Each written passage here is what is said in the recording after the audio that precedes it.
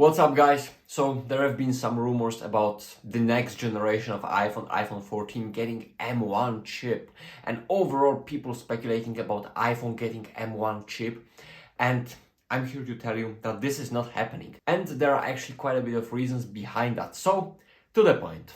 Well, and the point is that M1 is based on the architecture of A14 processor, the same processor that was implemented on the iPhone 12 Pro, and now we are running A15 and soon A16 processor.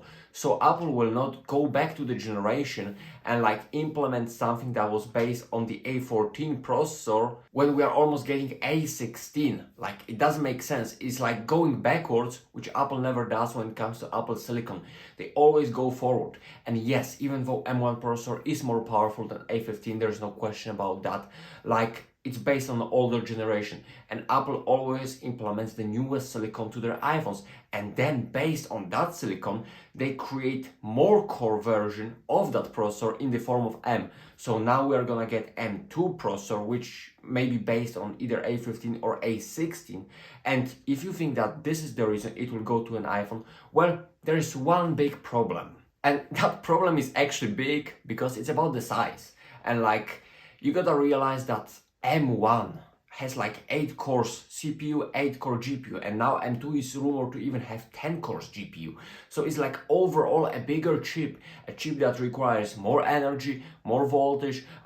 It probably also requires more thermal envelope, to actually dissipate the heat.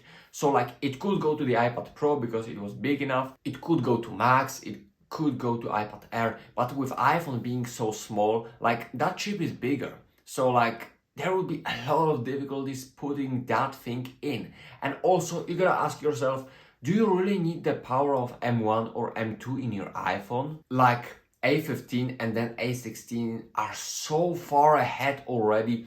They do everything.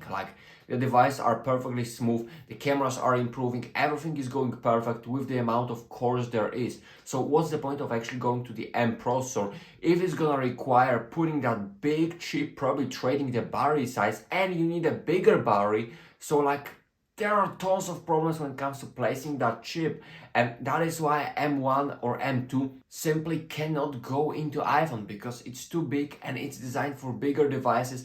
It takes more amount of space to actually dissipate the heat, as well as it takes way more energy compared to, for example, A14, A15 processor, because it's simply way more powerful.